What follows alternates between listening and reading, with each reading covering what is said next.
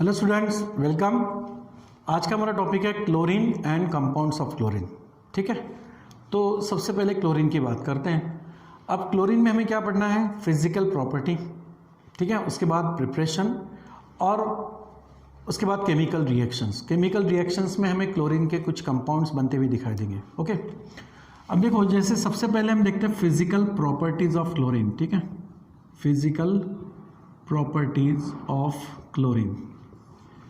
Physical property chlorine की क्या होती है? ये क्लोरीन जो नाम दिया है ये एक्चुअली उसके कलर से दिया हुआ है। ठीक है, तो on account of its chlorine, on account of its colour name is chlorine.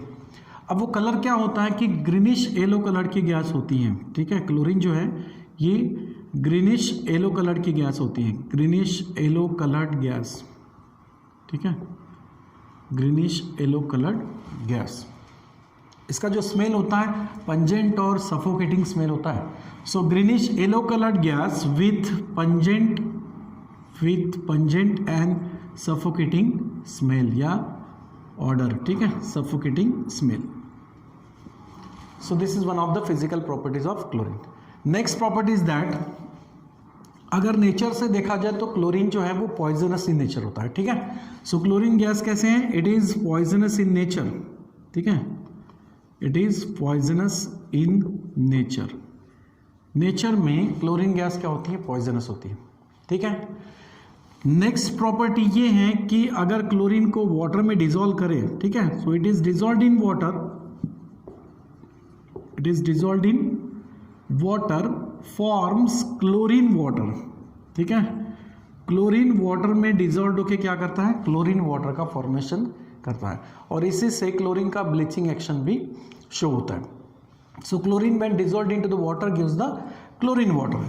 Next physical property है कि क्लोरीन को अगर बॉइल्ड करें तो it boils at 293 kelvin. 293 kelvin पर क्लोरीन गैस जो है वो बॉइल्ड होगी। ठीक है, and next property is that chlorine gas is heavier than air.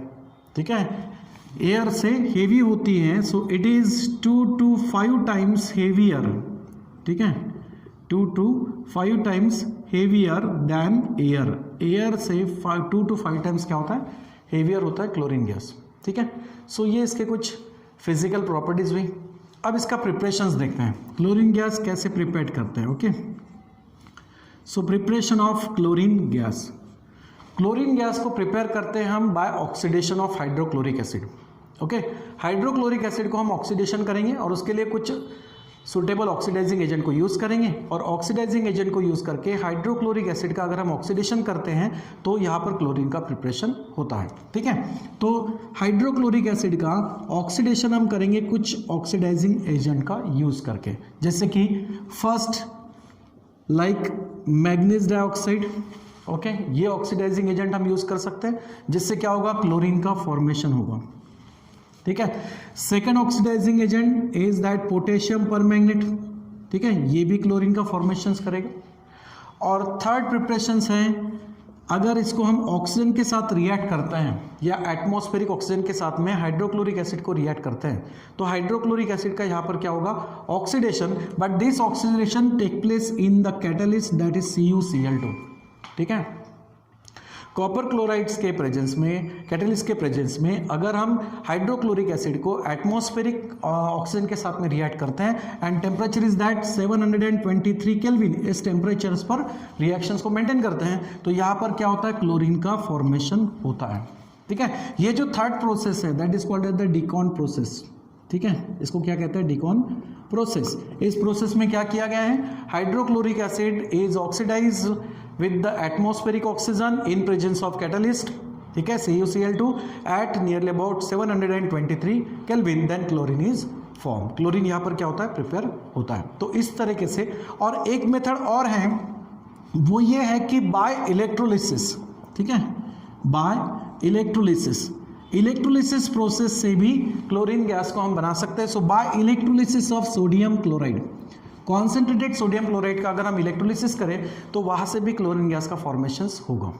ठीक है, इलेक्ट्रोलिसिस क्या होता है? इलेक्ट्रोलिसिस मतलब दैट्स अ डिपोजिशन और liberation of the substance at the respected electrode due to the passage of electric current। ठीक है। Electrolyte solutions में अगर हम इलेक्ट्रिक करंट पास करते हैं तो रिस्पेक्टेड इलेक्ट्रोड के पास में क्या होता है, कोई सब्सटेंस डिपॉजिट होता है या कोई सब्सटेंस यहाँ पर लिबरेट होता है, उस प्रोसेस को हम इलेक्ट्रोलिसिस कहते हैं।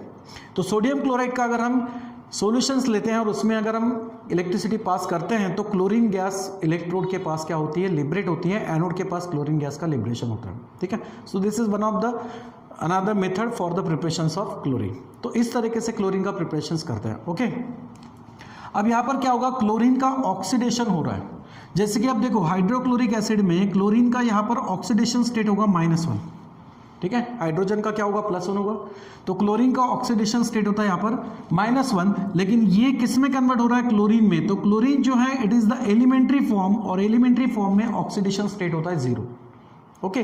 तो यहाँ पर ऑक्सीडेशन स्टेट क्या हो रही है, इंक्रीज हो रही है, और जब ऑक्सीडेशन स्टेट इंक्रीज हो उसको हम ऑक्सीडेशन कहते हैं। तो हाइड्रोक्लोरिक एसिड का ऑक्सीडेशन हो रहा है यहाँ पर, और वो ऑक्सीडेशन करने के लिए कुछ ऑक्सीडाइजिंग एजेंट को हम यहाँ पे यूज करते हैं, ठीक है।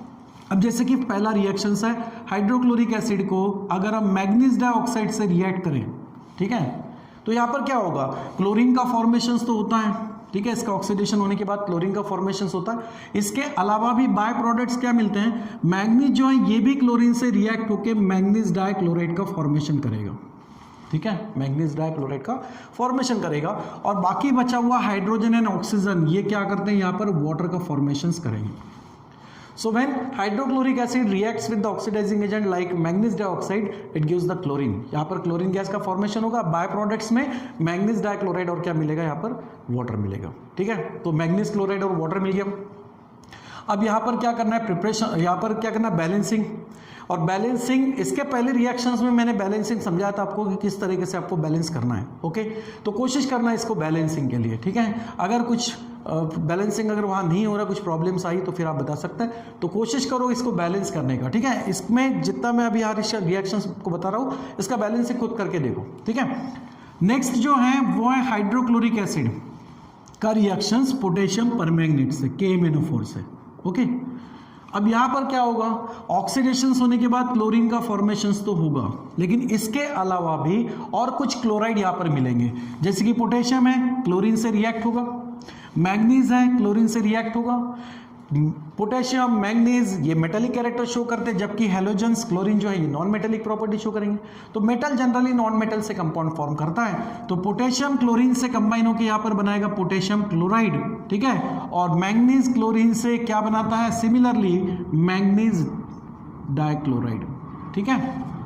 प्लस और क्या बन सकता है, हाइड्रोजन और ऑक्सीजन रिमेन है, तो यहाँ पर क्या होगा, वाटर का फॉर्मेशन होगा, ओके। क्या बचा अभी आखिर में, बैलेंसिंग, ठीक है। ये आपको खुद ट्राई करना है। तो यहाँ पर बैलेंसिंग करेंगे, रिएक्शंस बैलेंस करेंगे। लेकिन इस रिएक्शन से समझ में क्या आ रहा है कि हाइड्रोक्लोरिक एसिड का ऑक्सीडेशन होने के बाद क्लोरीन का यहाँ पर क्या हो रहा है, प्रिपरेशन हो रहा है, कुछ साथ में बाय प्रोडक्ट्स भी बन रहे हैं, ठीक है। थर्ड जो है that is the Deacon process. उसमें क्या है कि हाइड्रोक्लोरिक एसिड को अगर हम एटमॉस्फेरिक ऑक्सीजन के साथ रिएक्ट करते हैं, ठीक है, एटमॉस्फेरिक ऑक्सीजन के साथ रिएक्ट करेंगे और कैटलिस्ट हम यहां पर यूज करेंगे, ठीक है, CuCl2, और टेम्परेचर नियरली अबाउट मेंटेन करते हैं 723 केल्विन। तो इतने टेम्परेचर्स पे और इस कैटलिस्ट के प्रेजेंस में ऑक्सीजन को अगर हम रिएक्ट करते हैं हाइड्रोक्लोरिक एसिड से, तो हाइड्रोक्लोरिक एसिड क्या होता है, ऑक्सीडाइज होता है। That hydrochloric acid oxidise into the chlorine. यहां पर क्या होगा, क्लोरीन का फॉर्मेशन होगा, ओके। अब बाकी क्या बच सकता है यहाँ पर, हाइड्रोजन और ऑक्सीजन, इसके फॉर्मेशन से क्या हो रहा है, इन रिएक्शंस में क्या हुआ था, वाटर का फॉर्मेशन हुआ था। सिमिलरली यहाँ पर भी हाइड्रोजन और ऑक्सीजन से क्या फॉर्म होगा, वाटर, ठीक है। यहाँ पर वाटर का फॉर्मेशन होगा। तो ये तीन प्रिपरेशन जो हैं ये कैसे हुआ, by oxidation of hydrochloric acid and using the oxidising agent, ठीक है। यहाँ पर ऑक्सीडेशन स्टेट क्लोरीन की क्या हो रही है, इंक्रीज हो रही है, मतलब ऑक्सीडेशन हो रहा है। नेक्स्ट जो है वो है इलेक्ट्रोलिटिक प्रोसेस, ठीक है। इलेक्ट्रोलिटिक प्रोसेस में हम क्लोरीन का फॉर्मेशंस कर सकते हैं। अब इलेक्ट्रोलिटिक प्रोसेस में क्या होगा कि सोडियम क्लोराइड का अगर इलेक्ट्रोलाइट सॉल्यूशन लेते हैं, जैसे कि अब यहाँ पर मान लेते हैं कि सोडियम क्लोराइड का यहाँ पर इलेक्ट्रोलाइट सॉल्यूशन है। सोडियम क्लोराइड का इलेक्ट्रोलाइट सॉल्यूशन है, मतलब वहाँ पर सोडियम के कैटायन और क्लोराइड के एनायन रहेंगे, ओके। अब ऐसे इलेक्ट्रोलाइट सॉल्यूशंस में हम दो इलेक्ट्रोड सपोज यहाँ पर डीप कर रहे हैं, ठीक है, इस तरीके से 2 इलेक्ट्रोड यहाँ पर ले रहे हैं, that's a inert electrode. Okay, अब ऐसे इलेक्ट्रोड जैसे कि कार्बन रॉड हो गया सपोज, तो ये इलेक्ट्रोड हम इस इलेक्ट्रोलाइट सॉल्यूशन में डीप करेंगे और इनको एक एक्सटर्नल इलेक्ट्रिकल सोर्स देंगे। ठीक है, जैसे कि अब एक इलेक्ट्रोड्स को हम निगेटिव, तो सेकंड इलेक्ट्रोड्स को मान लेते हैं पॉजिटिव, हम यहाँ पर पोटेंशियल दे रहे हैं। ठीक है, ये हो गया पॉजिटिव इलेक्ट्रोड, ये हो गया निगेटिव इलेक्ट्रोड। ठीक है, अब यहाँ पर सॉल्यूशन में जो सोडियम और क्लोराइड के जो आयंस है वो क्या होंगे, that ions are migrate toward the respected electrode. तो सोडियम कैटायन है जो कहाँ आएगा, यहाँ पर निगेटिव इलेक्ट्रोड्स के पास आएगा। ठीक है, पॉजिटिव चार्ज है तो कहाँ आएगा, निगेटिव इलेक्ट्रोड्स के पास आएगा। अब होगा ये कि अगर हम एट निगेटिव इलेक्ट्रोड्स की बात करेंगे, ठीक है, निगेटिव इलेक्ट्रोड, तो निगेटिव इलेक्ट्रोड्स के पास क्या होगा, सोडियम कैटायन जो है ये यहाँ से इलेक्ट्रॉन्स गेन करके सोडियम में कन्वर्ट होगा। ठीक है, तो यहाँ पर सोडियम का डिपोजिशंस देखने को मिलेगा, उस इलेक्ट्रोड के पास में यहाँ पर सोडियम डिपॉजिट होगा। तो अनदर इलेक्ट्रोड जो है दैट्स अ पॉजिटिव इलेक्ट्रोड। ठीक है, ये जो पॉजिटिव इलेक्ट्रोड है इसी को हम पॉजिटिव इलेक्ट्रोड्स को हम क्या कहेंगे, एनोड कह सकते हैं, क्योंकि इस तरफ क्या हो रहा है, एनायन माइग्रेट हो रहा है। ये जो क्लोराइड आयन है ये इस इलेक्ट्रोड्स की तरफ माइग्रेट होगी, तो एनायन से यहाँ पर माइग्रेट हो रहा है, इसको हम एनोड कहेंगे, इसको हम कैथोड कह सकते हैं। तो पॉजिटिव इलेक्ट्रोड के पास क्या होगा, जब क्लोराइड आयन से इस पॉजिटिव इलेक्ट्रोड के पास आएगा तो क्लोराइड आयन यहाँ पर क्या करता है, 1 इलेक्ट्रॉन लूज करके ये क्लोरीन एटम में कन्वर्ट होगा। ठीक है, chloride ion lose the 1 electrons and converted into the chlorine atom. अब ऐसा ही प्रोसेस फिर अनदर क्लोराइड आयंस का होगा, वो भी 1 इलेक्ट्रॉन लूज करके क्लोरीन एटम में कन्वर्ट होगा। और ये जो 2 क्लोरीन एटम्स हैं ये एक दूसरे से इलेक्ट्रॉन शेयर करके क्लोरीन गैस का फॉर्मेशन करेंगे। तो इस इलेक्ट्रोड के पास में बबल दिखाई देंगे, इसका मतलब वहां पर गैस लिबरेट हो रहा है और वो कौन सा होगा, क्लोरीन। तो by electrolytic process chlorine gas can be prepared. Sodium chloride का अगर कॉन्सेंट्रेटेड सॉल्यूशंस लेते हैं, मतलब वहां पर कैटायन और एनायन का कॉन्सेंट्रेशन अगर हाई अमाउंट रहा, ठीक है, तो हाईली कॉन्सेंट्रेटेड या कॉन्सेंट्रेटेड सोडियम क्लोराइड का हम सॉल्यूशंस लेके उसमें इलेक्ट्रिसिटी पास करते हैं तो क्लोरीन गैस क्या होगा, एनोड के पास में लिबरेट होगा। So in this way chlorine gas can be prepared. ठीक है, तो ये इस तरीके से हुआ क्लोरीन का प्रिपरेशन, फिजिकल प्रॉपर्टी और प्रिपरेशन। खासतौर से कितने मेथड देखा हमने, 4। ठीक है, अब नेक्स्ट है केमिकल रिएक्टिविटी। ठीक है, केमिकल रिएक्टिविटी। केमिकल रिएक्टिविटी मतलब क्लोरीन यहाँ पर कौन कौन सी रिएक्शंस शो करेगा या उसके साथ कौन कौन सी रिएक्शंस हो सकती हैं। ठीक है, अब देखो सबसे पहले है कि chlorine reacts with the metal and non metal. ठीक है, reacts with metal and non metal. ठीक है, मेटल और नॉन मेटल्स के साथ अगर क्लोरीन रिएक्ट हो तो इससे क्या बनेगा, दैट गिव्स द हलाइड। ठीक है, यानी मेटल्स के हलाइड बनेंगे। ठीक है, सिमिलरली नॉन मेटल्स के भी यहाँ पर क्या होता है, हलाइड का फॉर्मेशन होता है। अब जैसे कि मेटल्स की बात करें तो एल्यूमिनियम, ठीक है, या फिर सोडियम हो गया या फिर कैल्शियम हुआ। ठीक है, कैल्शियम की जगह हम यहाँ पर सपोज आयरन ले लेते हैं।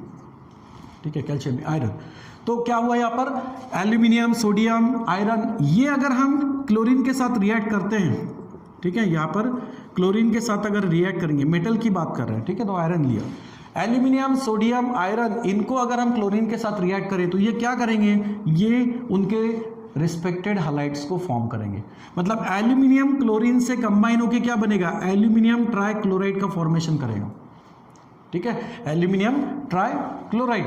Okay, aluminium outer most shell के हिसाब से 3 इलेक्ट्रॉन डोनेट करेगा और 3 इलेक्ट्रॉन्स की जरूरत 3 क्लोरीन को होगी, तो यहां पर क्या बनेगा, एल्यूमिनियम ट्राइक्लोराइड। सोडियम अगर क्लोरीन से रिएक्ट हो तो सिंपल सा यहां पर क्या बनेगा, सोडियम क्लोराइड। ओके, और आयरन अगर क्लोरीन से रिएक्ट हो तो यहां पर बनेगा आयरन क्लोराइड।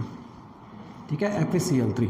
ओके, तो इस तरीके से क्या हो रहा है कि मेटल्स अगर क्लोरीन से रिएक्ट हो तो वो क्या बनाएंगे, उनके रिस्पेक्टेड हलाइड्स को फॉर्म करेंगे। ठीक है, शुरुआत से मैंने कहा कि जो भी यहाँ पर केमिकल रिएक्शंस मैं यहाँ कर रहा हूँ उसका बैलेंसिंग नहीं कर रहा हूँ, क्योंकि बैलेंसिंग मैंने इसके पहले भी कुछ रिएक्शंस में आपको समझाया था, आपको बैलेंसिंग करके देखना है। ठीक है, और वो आना चाहिए। तो आयरन अगर क्लोरीन से रिएक्ट होता है तो वो भी क्या बनाएगा, क्लोराइड, यानी उसका हलाइड का फॉर्मेशंस करेगा। सो this is the reactions of metal with the chlorine. Next है नॉन मेटल, ये तो हो गया मेटल्स के लिए।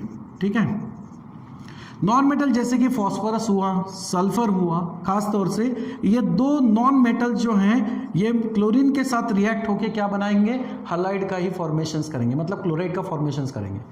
फॉस्फोरस जिसको हम मॉलिक्यूलर P4 लिखते हैं, एसिड का मॉलिक्यूल सॉरी सल्फर का हम मॉलिक्यूल एसिड से लिखते हैं।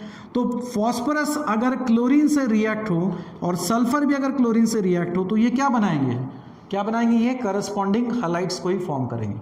सो phosphorus reacts with chlorine gives the phosphorus trichloride and sulphur reacts with chlorine gives the sulphur chloride. ठीक है, तो दोनों भी क्या कर रहे हैं, यहाँ पर क्लोराइड का ही फॉर्मेशंस कर रहे हैं। तो this is one of the reactions of chlorine with metal and non metal. Metals के साथ रिएक्ट हो या नॉन मेटल्स के साथ रिएक्ट हो, क्लोरीन क्या करता है, हैलाइड का ही फॉर्मेशंस करेगा। तो यहाँ पर सब क्या बन रहे हैं, हैलाइड ही बन रहा है। हैलाइड मतलब क्लोराइड का फॉर्मेशन यहाँ पे हो रहा है। ओके, समझ में आया। तो ये हो गया एक reaction. Second reaction, suppose second reaction जैसे कि हाइड्रोकार्बन, ठीक है, रिएक्शन विथ हाइड्रोकार्बन, ठीक है, रिएक्शन विथ हाइड्रोकार्बन। हाइड्रोकार्बन्स के साथ रिएक्शन कैसे होगा, हाइड्रोकार्बन मतलब क्या होगा, अल्केन, अल्कीन या अल्काइन। तो हाइड्रोकार्बन्स के साथ रिएक्शन जैसे कि अल्कीन की बात करते हैं, CH4, ठीक है, CH4, इसको अगर हम क्लोरीन के साथ रिएक्ट करेंगे, ये रिएक्शंस हैलोजन डेरिवेटिव में हुआ है। और उस चैप्टर में, उस लेसन में आपने पढ़ा होगा कि मीथेन को अगर क्लोरीन के साथ रिएक्ट करते हैं तो इन प्रेजेंस ऑफ क्या रखते हैं यहाँ पर, अल्ट्रावायलेट लाइट, ठीक है। So methane that's alkane, it's a hydrocarbon. So methane when reacts with the chlorine in presence of ultraviolet light, what happen, यहाँ पर डेरिवेटिव होता है, यानी हाइड्रोजन यहाँ से रिप्लेस होता है बाय हैलोजन। तो one hydrogen is replaced by halogen and then it form the methyl chloride. ठीक है, यहाँ पर क्या बनेगा, मिथाइल क्लोराइड। तो जो हाइड्रोजन यहाँ से निकला है, ठीक है, वो हाइड्रोजन्स यहाँ पर बचे हुए क्लोरीन के साथ कंबाइन होकर क्या बनाएगा, HCl।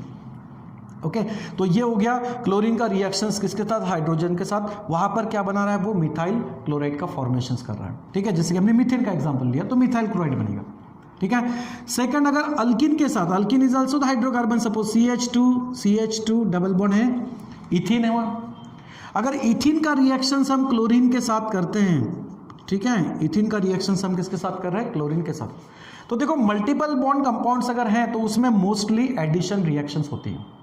ठीक है, अगर मल्टीपल बॉन्डेड कंपाउंड्स हैं तो उसमें ज़्यादातर क्या होता है, एडिशन रिएक्शन होती है। अब क्लोरीन यहाँ पर ऐड होगा कुछ इस तरीके से कि आधा इधर आधा उधर, इस टाइप से। तो डबल बॉन्डेड कंपाउंड्स में जो डबल बॉन्डेड कार्बन है, इनमें क्लोरीन क्या होगा, यहाँ पर ऐड होगा, और ऐसे केस में डबल बॉन्ड कन्वर्शन किस में होगा, सिंगल बॉन्ड में। तो CH2 सिंगल बॉन्ड CH2 और ये क्लोरीन कार्बन अब एक ही क्लोरीन से यहाँ पर अटैच होंगे। ओके, यहाँ पर भी क्लोराइड ही बन रहा है, जैसे कि यहाँ बन गया था मिथाइल क्लोराइड, यहाँ पर भी क्लोराइड बन रहा है। ये क्लोराइड यानी ये जो डायहैलाइड्स है, ये कौन से फॉर्म में, विसिनल डायहैलाइड के फॉर्म में। ठीक है, तो इसका नाम हम कैसे लिखते हैं, इसका नाम लिखने के लिए हम क्या करते हैं, कार्बन की चेन लेते हैं। अब ये तो वैसे भी शॉर्ट चेन है, लेकिन फिर भी अगर ये चेन लेते हैं, नंबरिंग इस तरफ करो या इस तरफ से करो, एक ही आएगा। So first and second. Okay, तो हम क्या करते हैं, इसका नाम लिखते वक्त पहले कार्बन चेन में कितने यहाँ पर दिखेंगे, 2, तो उसके लिए लिखेंगे ईथ। सिंगल बॉन्ड है तो हम लिखेंगे इथेन, ANE से क्या हो गया, इथेन हो गया। और क्लोरीन जो है, these are the substituent group, तो उनको हम पहले लिखते हैं। और क्लोरीन के लिए क्या यूज करते हैं हम, क्लोरो। और विथ पोजीशन, ये फर्स्ट कार्बन को अटैच है और सेकंड कार्बन को अटैच है, तो 1 2 क्या आएगा, 1 2। और अगर 2 है 3 है तो उसके लिए हम प्रीफिक्स यूज करते हैं, डाई ट्राई टेट्रा, इस तरीके से। तो यहाँ पर 2 ही हैं तो उसके लिए हम प्रीफिक्स क्या यूज करेंगे, डाई। सो नाम होगा 1,2 डाइक्लोरो इथेन। ठीक है, 1,2 डाइक्लोरो इथेन। इस तरीके से यहाँ पर क्या हो रहा है, रिएक्शंस हाइड्रोकार्बन के साथ, किसका, क्लोरीन का। ठीक है, अब इसके अलावा भी क्लोरीन की और भी रिएक्शंस है, ठीक है, जिसको हम नेक्स्ट क्लास में आगे कंटिन्यू करेंगे। ठीक है बेटा, चलो, थैंक यू।